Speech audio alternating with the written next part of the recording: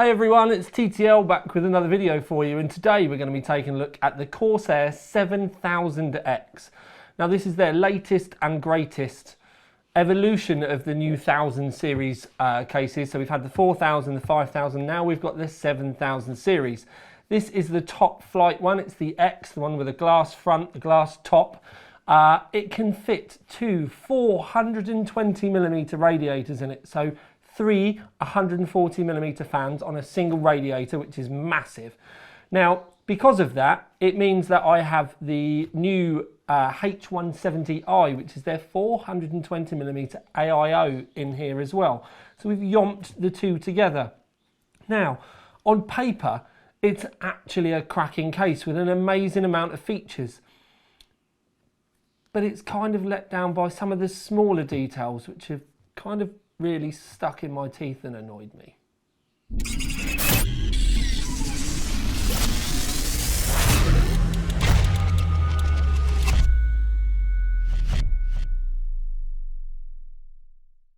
Now I always start at the top and the front, and today will be no different. Other than the case, well, there's a tongue twister. Other than the case, that the case is so huge, I actually can't have the tripod set up without it practically touching the ceiling. So on the front, we have power switch with your activity light on there as well. You've got a list of connections here, USB 3.1 Gen 2, you've got a C port and then 4 A's, a combined headphone and microphone, and a reset switch. As it's the X, we have the glass top, which is easily removable. And then there is a dust filter. Just over here you can see the lovely little Corsair tag, which helps you grab hold of it. It is magnetic. And then as it's removed, you can see a plethora of mounts. Now I have the H170i in it, which is a 420mm radiator based AIO, so you can see it fills it out completely. So that means you can get three 140mm fans in the roof, and then any other combination below that. So you can get three 120s in the roof for a 360 rad, and you can see you've got lots of options, and with the 120 you can have it offset as well, which will help you with massive radiators, push-pull and all of that kind of stuff. So in the roof you can get 420, 360, 280, 240. You can go down to single 140s and 120s as well if you want, but it gives you an idea for the radiator capabilities in the roof. I will show you the sizing on the other side in a minute, just so that I can make it a little bit more visual for you and easier to understand. Now, sizing wise, it is a unit. It's 540mm deep. It is 600mm tall, and then it's 250mm wide, and that does include the feet, because it has got some metal this time. They're nearly always plastic, but it does have some metal feet. One of the things that did bother me a little bit is the grey tones of the feet and the plastic don't match. They are quite a few shades different, and because I've got horrific OCD because of doing painting and stuff in the past, they don't match at all. It does actually make me wonder whether they bothered even attempting that, to be fair. Now the rest of the front of the case, you can see that you've got the glass panel clear with white borders. It's actually really nice. It gets removed really easily, and it's actually just made me realise the one sticker I haven't pulled is the one on the back of the front panel. And now it's sticking to me because of the static. But it's a lovely clear and white front panel. If you've got the black version, it's all black. I don't think it's tinted. This one definitely isn't. It's one of the things I like about the white Corsair cases, they don't tint the glass. You get a dust filter on the inside. Again, very easily removable, easy to wash. I mean, you could put that in your dishwasher if you wanted to, but it's just, you could hoover it nice and easily. Makes maintenance really simple.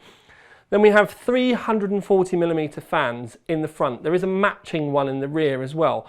Because I have tested this case, I know that the maximum RPM of these is 1200. It shows up in IQ at about 1150 RPM. In IQ as well, you will need to download it because there is a Commander Pro in the back. and that's how you can control the fan speeds. It's also how you can control all the lighting. When you first turn it on, it comes in just like the rainbow puke kind of style, where it just keeps changing. I don't think there's any manual way that you can do it, but to be fair, once you've, if you don't like the software, you can set the hardware profile, save it to the hardware profile, which is the profile it reverts to as you turn off anyway.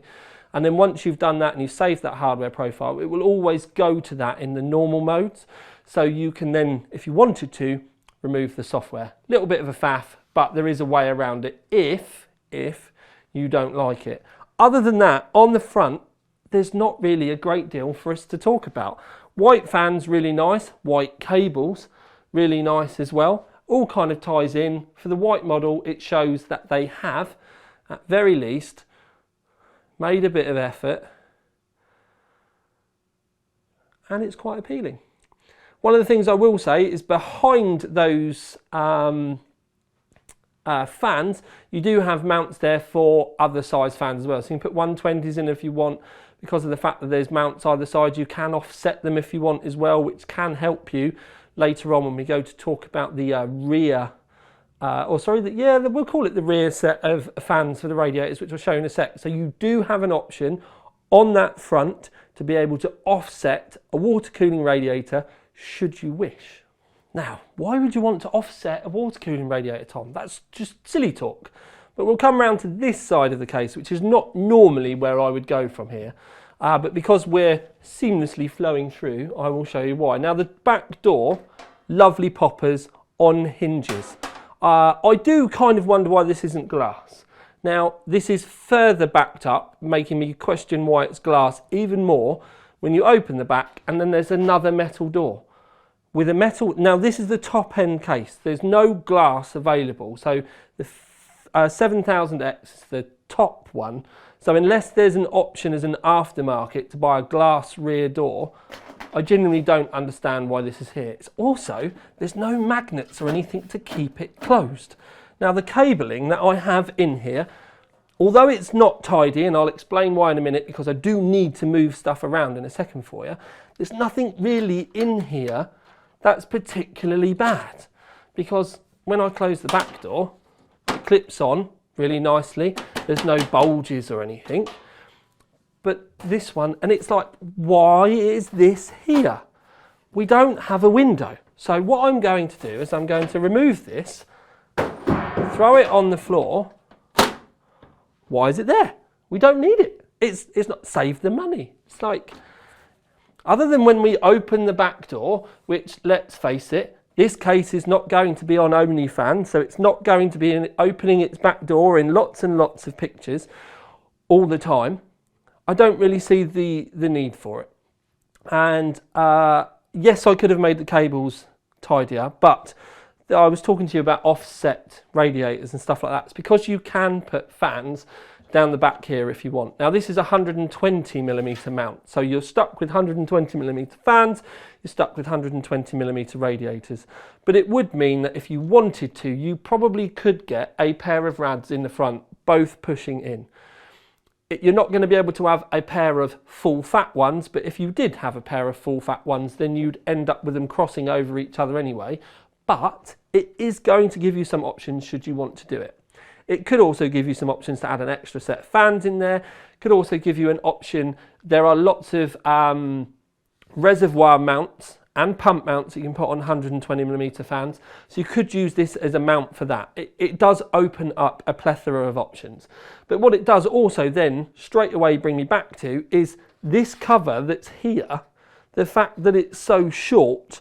You have yes, you have an opening at the bottom because you have two mechanical hard drive mounts, and they both house 3 each, so it's not 2, but it's 2 racks of them, one there, one there. But this doesn't go to the bottom, so if I don't want the hard drive rack, I can see, and I don't know why, and that kind of bothers me. Anyway, we will move on. There's ample room for normal length 160mm ATX spec power supplies and cables, keeping the mechanical hard drive racks in the bottom. If you move them out, you can hide more stuff in there, like loads more stuff. If you are going to hide cables and stuff, underneath here is like a little hidey hole to take up some of the slack from the length, the extra length of the cables, then you will see it on the other side, but I can give you a little tip or a hint, something that you can do to make your life really easy, and it will clean things up as well. You do get 3 2.5-inch solid state drive or hard drive mounts to go in the back, and these can also be put on the power supply cover on the other side should you wish. You can buy these solid state drive mounts separately, so if you wanted, there are 6 2.5-inch hard drive mounts available in this case. So there's a lot of options for you there. Down the side of here you can see that we've got velcroed cable tie mounts, and underneath there's some black plastics that you can clip them all to it. There's some more up here. You do actually get extra velcro ties in the case, in the box as well, so you can do that. You see I've got my cables here. I'll explain why a little bit more in a minute, why I've left these kind of loose, mainly because it made it difficult to try and get them to the grommets, because there are 2 rubber grommets hidden here that you don't normally end up seeing. Now up here we have the commander. Now that's the commander that comes with the case. That all came plumbed in as well. One of the things that they did do, I need to come and move the camera. One of the things that they did do, which kind of bothered me, was up here, and you can see the white cable there that comes across the top. This comes from the rear fan, and they could have put it in there. That kind of bothered me a little bit because it didn't need to be like this, and you can see it quite visibly on the other side, and that's the thing that bothered me, and I will show you better in a minute. But back of the case, you can see that we've got the commander here, and when I move this one out of the way, you can see that they've cabled it all in. It actually comes really nice. And then you've got 2 spare RGB slots and 2 spare fan slots as well. So you've got additions that you can make into the case. You could put a couple of fans in the roof, a couple of light things. It's all really cool. But if you add in the H170i AIO, it comes with its own version of the commander anyway, because you have to plug the AIO into the top of it, and you need loads more fan and RGB headers. So this comes with it. Now don't forget, this case is the only case that fits this AIO in the Corsair range. So I assumed that they would have thought of somewhere to put this. Now, there's this big plain part here, and it kind of leads you to think that they might have wanted you to put it up there, but it's not going to make these cables very serviceable, and you're going to have it on and off quite a bit. And it does make me wonder why they hadn't made a bit more effort with it, because this is actually a hindrance. When we get to the other side of the case, I'm going to explain why. Please remember that we've got all this extra real estate up here that's not been used. We have this big section here, but it kind of feels like they could have made a bit more effort, knowing that people are probably going to end up using another one. So why this one is kind of here, I don't know, because if you put this up here, you've got a lot of cables, it all bunched up. But if you lose some of the cables a bit further down, it could make life a little bit more easier. So I don't know why they haven't. There we go. Right. So I've ripped this off because I don't think it should have been there. And I personally think that they needed to be vertical about here together. And then you'll still be able to get the fans in, you'll still be able to get all of the access that you want. Now, you've got this mount here for the back of the tray so that you can get access to the your back plate on your CPU and stuff. But you could, if the back plate or the cutout was almost as wide as an ATX motherboard, then they could both fit on the back. You could have it on a hinge and they'd still be able to come off, and it would make life a lot easier. Like, they could easily both be here behind the motherboard tray, and it would make life really easy. And critically, it would make it tidy, because you need to remember we have all this cable that comes from the AIO anyway. Now in reality, they could have both gone down the bottom. But in their defense, if you put them both at the bottom, it hampers that solid state drive mount and you do need to be able to make this usable. So up here, I think, is a better idea. You do get this little fan hub here that you can use. I've not used it. I don't think many of you guys will at home anyway, because these little Commander Pro things, once you get used to them and you get them set up, they're actually quite handy. So this is kind of a bit old school. And it's just kind of in the way. So we'll pull that off, throw that away, and we'll have these two here. Or they could have just given us two of these, they could have matched, you know what I mean? And they could both go there, and it makes life really easy. So I'm going to leave that side of things alone now, because I do want to move on to the other side of the case, where I need to have a bit more of a whinge. On this side, lovely, big, clear glass door. And it's fairly easy to remove, it's not tinted. I love that door, it's beautiful. And there should have been one on the back, like the 5000X. And I do rate it, like I genuinely do really rate it. So this is the section down here that I said about. It's a strange one. So when you've built your case, unless you've put a rad or fans in the side, you've got the gap at the top, and then you've got another visible gap at the bottom, and it feels a bit janky. Now the only way you're not going to see this section up here is if you've got a push-pull radiator in. And the other problem is it carries on, because if you have a look here, you can see, I did say to you about grommets on the other side. Now you can see the grommet there, it's quite visible. And it's also, you can see the fan cables there as well. And if you come across, you can see them there as well. So they're just here. And they're as tidy as I could make them, because you can't really push them up anymore. Now there's no grommets up there to be able to divert your eye or anything. Now this is going to be a little bit of a whinge, so we'll get this out of the way. This may be just me, but I will carry on. I hate the fact that the AIO cable here has to go up and over the heatsink.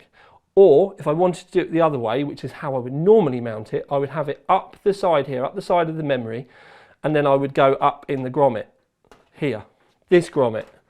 Oh wait, they didn't bother to fit a grommet in the middle. So if you need to get a fan cable into your CPU header here, and they are nearly always here as well, you have to drag the cable very visibly over this, rather than coming out of the grommet. Now there is a cheap way that you could do it. It's a pain in the bum, but you can, and that's coming up the back of the motherboard and using the gap behind the motherboard here. You can do that with this as well. But I just think for making it easy for people at home, there should be grommets here. And also the other problem is these are always going to be open and visible unless you've got a push-pull rad. So it's kind of like they've designed it to have more fans and radiators in. So if that's the case, and they've designed it that way, why didn't they send the H170 with two sets of fans? You can't have it both ways. They either designed the case to have two lots in, and in which case the AIO needs a second set of fans to come with it out of the box, or they didn't. And in that case, they need to change the grommet layout. Now, I would suggest, personally, that the grommets are too far away from the motherboard anyway, and I think they need to come down closer to the top of the motherboard a bit. I also think we need a second set above, so that when you put your fan cables through, you don't have to see them, and they're out of the way. And I think they both needed grommets. I also think that you needed another grommet in the middle to poke cables through like that. The metal is there, the placement is there, it's all available, it just needs to be there. And I'm not used to this with Corsair, because normally, if there's a possibility of something being there, it's done, and with this, it hasn't been. And I'm not particularly happy about it. This part of the case, I don't like at all. You do get, I will add, that you do get this extra portion that you can put in, and it fits in here, and then you just have an L-shaped cover in here, and then that means you can have your big radiators in the side or in the front. This makes sense. Like this, this is good. This is a good addition to the case, fits in the bottom, lovely. But this one that comes fitted out of the box has so many compromises, I genuinely don't know why they bothered. I personally think this just needed to be a complete cover just here. Now I know that's going to half cover the front fan, I get that. I'll have that as the single compromise needed. And you can still fit a 360mm radiator above this if you wanted. So there's loads there. There's plenty of options. I mean, look, there's loads of room. So have that bit nice and smooth. And then if you want to put a 360 in the front, you can do. But this bit, now I'll explain what it's for. This section here is for if you have a front mounted rad. This section here is for you have a back mounted rad. So this cover is basically there for if you have two radiators fitted, which I don't think many of you are going to. It's like, this is kind of like the, we are going to fill it full of water cooling cover, not the, I'm a normal person at home, I'm going to have an AIO, I don't want to spend another $1,000 buying all this different stuff, and I just want my rig to be nice and clean.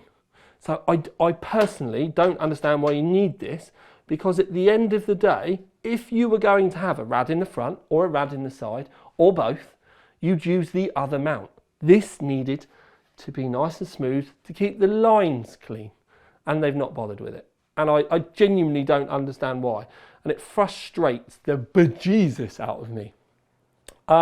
Right, so panning over, I said to you, you can put another 3 solid state drives in. They can go here. Nice. There's lots of cable management on the back of the tray there. I think they missed a trick. I think we could have had rubber grommets on those as well to keep things nice and tidy. I did say to you that this is going to end up being a stash part for all of your cables. If you do end up putting all of your cables in there, you can see them. So there's a thing called plasticard. Give it a look. You can cut yourself a piece of plastic card, stick it on the other side with double-sided tape, cover it up. I would personally use the matte side of it, because if you buy white, it's gloss one side, matte the other, but they do black in all different colours as well. So you could even turn it into a feature. If you put your power supply facing downwards, you could, if you wanted to, cover the whole thing up and have, like, I don't know, like a mirror piece in there or something. But it just gives you a way to cover it up. So that's something for you to kind of consider. Now, towards the rear I/O section of the case, because it's got a bit more width, because we do have a 140mm fan at the top here, so it gives us a bit of extra width on the case. We do have a triple slot vertical card mount on the outside of the case. Now, if you've got a dual slot graphics card, that's going to be absolutely fine, because it'll be nice. If you've got a 2.5 inch slot, then it's going to get to the point where it's quite close to the side window. If you've got a triple slot, like triple threat, like, whoa, that's really big, it's probably going to get a bit warm on the outside of the case. But they do give us this, which basically allows us to fit graphics cards in the back of the case, vertically and further away from the window. Now, you can only get, really, in reality, a single graphics card back there, have it mounted on the outside here, and it will make a really nice addition. I may fit it for the end of the video, depending on time. You can actually see I've not screwed this one in here. Slap my wrists. But it does give you a lot of options. You are going to need to get yourself a riser cable though, and I've actually found some PCI Express 4 riser cables that work. I'll put the link underneath. I get them from Amazon. It will be an affiliate link underneath. The reason why I do the affiliate stuff now is just because people keep whinging at me I'm not doing it. And I mean manufacturers, because they like to see whether it happens. Now, these PCI Express 4 cables work. PCI Express 4 graphics card, PCI Express 4 motherboard, no blue screens, link will go underneath. Share it with your friends. I've used them in a few builds now. They do white ones, black ones, different lengths, all kinds of stuff. Enough of that, Tom. Crack on. So you can go vertical if you want, with decent riser cables, and you're not going to get any issues. And there's more than enough room if you'd want to. Now, on to the testing. Now, the way I do my case testing, It wasn't with this hardware. I've had to swap the hardware out a few times. This is kind of like the pretty review kind of side of it, but we use a specific set of hardware, and effectively what we do is we test the CPU and the GPU separately. So we use OCCT for the GPU. We have a Cooler Master 212 black. Now the fan on that is set to, it's on a 9-volt adapter, which we then wire directly into the power supply. So the CPU fan speed cannot change. The graphics card we set to 60%. It's only a GTX 980. Yes, it's old, but it's more the fact that we set the fan speed. And the reason why we set the fan speed is then when we test it, and when we test the graphics card, we test it with Unigine, which just loops and loops and loops, and we do that for 30 minutes. And then the only thing that changes then is the case. And we change the fan speeds accordingly. So we do a 600 RPM run, which for either the GPU or the CPU is a pretty extreme run because it's a really low fan speed, but with maximum stress on the components that are inside. So that's a pretty hardcore one, and not all of the cases pass it. We then do a 1000 RPM run, average use, and then we do a maximum RPM run, depending on what the case maximum is. Now the fans in this are 1000 RPM. Now I've not tested it with the AIO in, I've done it as the case alone, because adding in the AIO would make it unfair for the other cases that we've tested. Now one thing I will say is because of the difference between max and 1000 RPM, so it's basically 1000 RPM and 1200 RPM, there's not a great deal of difference between the two. But this case's strong point is the 600 RPM. Because the fans are larger and even though they're spinning so slowly, they've done incredibly well.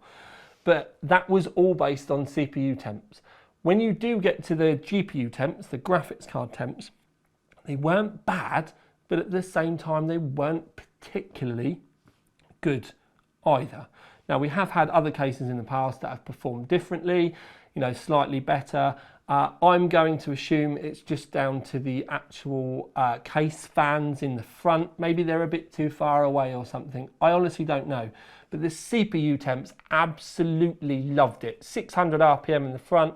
It's one of the coolest cases for CPUs I've ever tested. Now graphics cards, they obviously change the fan speeds themselves and they do stay really quiet. But the other thing to remember is we fixed that 60%. And yet it still didn't actually hit the 80 degrees thermal limit, because at 80 degrees, doesn't matter what you set it to, it will then start throttling itself. And it didn't get anywhere near that. And the other strange thing in reality is didn't matter whether it was 600, 1000 or 1200 RPM. The graphics card pretty much did the same temps all the way across it. We also do it in a thermally controlled room at 20 degrees. So it's all fair, all cases are tested the same. So graphics card, pretty good temps, maybe not as good as I was expecting for a case with 340mm fans. CPU temps, epic. I know you're probably not going to put that cooler in this, but it was brilliant. So my thoughts on the case itself. Cost, £299. Now I'll cover this with you really briefly. There's a shortage of containers worldwide at the moment. Now this isn't something that Corsair have told me, this is something I can tell you for fact, that containers used to be between $2,500 and $3,000 to ship, and cases come on ship. Takes a couple of months on a boat, but anyway, the container prices at the moment range from anything to $12,000 to $15,000. So this case is about $40 more expensive than it would have been 2 years ago, just because of having to move it around the globe. So in the old days, this exact case would have been $249, $259 maybe, rather than $299. So that's where a bit of the extra price comes. The other problem you've got is, whereas a big case takes up more room in a container, it means you can get less in. So price wise, I'll review it at $299, but I'm just giving you a little bit of an explanation why it's there. I'm going to be completely honest, even if it's £249, the smaller details on this, like the grommet, the front cover, the rear door, it doesn't have any magnets or any kind of like latching. There's the things that I've whinged about I think this should have had. This is kind of meant to be, we're getting up in the expensive range for Corsair now. Now, I hold Corsair on quite a high pedestal because they did move the market along quite a lot in days gone by. And this case makes me wonder where the heritage has gone or is going, because it is flawed. There are things that aren't right that could have been really easily. Something as simple as that grommet at the top that should, in reality, just be there. Doesn't matter whether you're going to use it or not. It should just be there. There should be rubber grommets on those top ones as well. But instead, they've put the rubber grommets behind this, where you can't even see them. This cover at the front, I think most of you aren't necessarily ever going to need both these cutouts, let alone one of them. I think this should have been just a completely smooth plate at the front. And if you want to fit rads to it, use the other one. You don't need a third cover. This is just, in reality, a waste of plastic. And it's the way I review things now is, if I feel that I need to make something or mod something, there's something wrong with the case. Back in the olden days, I saw loads of possibilities with cases because it was just the options weren't there. In 2021, pretty much every case out there that you look at, most of the things that could have been done are there because people sit around, they brainstorm. And with this, it's kind of like, in certain aspects, they've tried it, like this front cover. Oh, we'll have a cutout for a radiator. We'll have another cutout for a radiator. But the problem is, when are you going to need both those things on the same thing? It's kind of like they've tried too hard and then they've ended up flooring it instead. And by flooring it, I mean it's flawed, F-L-A-W-E-D. So it's not quite right instead. You know, there's an issue with it. So they've tried to make it better and instead they've made it worse. And then you've got things like the grommet and stuff at the top. Now, I'm being incredibly picky with this. I know I am. And I think a lot of you are probably going to leave in the comments, you're just whinging for the sake of it. But I kind of think that's my job. If it's good, then I say it. If it's bad, then I say it. And it is a perfectly serviceable case. It's okay. But for a higher end Corsair case, I expected more. It's like the panel on the side that I've now pulled off. That's clearly there, left over from the 5000 series. The 5000X had a glass rear panel. So you could have seen all that, and you could have seen all of these cables, and if it annoyed you, you could have had your metal cover over in it, made it look a little bit nicer. With this, they did a metal panel. So why do they need another metal panel on the inside? It's not there for insulation, is it? It's not a house. I don't know, this bothers me. It genuinely bothers me because it's not up to snuff as far as I'm concerned for Corsair. It is a case of, it's all right, but the stuff they've done in the past has been significantly better. So I don't particularly rate it. I think you're going to get a lot of reviewers out there that are just going to be like, oh, it's big, you can fit loads in it, and it's great. And it can, and it does. But for me, the smaller details that make a build tidy, the smaller details that just work without you even having to think about them, are what build up to make a better case, because it's just something that you don't know is there, does its job quite happily. And it does its job well, and it makes things easier. And I think that's what product design should be all about. And this just makes me think that in reality, I think you could take those sails off the front, and I think you could put any other logo there, and we might not be having such a big rant about it. But because it wears those sails, my expectations are higher, and it's not met them. So, to recap, it's a good case, but it's so close to being a great case. I just wish they'd spent a little bit more time on it. So, I'm going to leave it up to you. I think loads of you are going to go and buy it anyway. There should be stock. I have asked them. They have been sent on boat, so we do know that there are there is stock in the channel and stuff like that, so you shouldn't have too much of an issue. I will come back and cover the H170i at a later date. I'm probably going to put it into a roundup, but just don't forget the H170i is 420mm. So you're going to need a big old case to be able to fit it in. But for now, at least, slightly disappointed. This is the tiniest one with another video for you out. Ding! Love you, sis.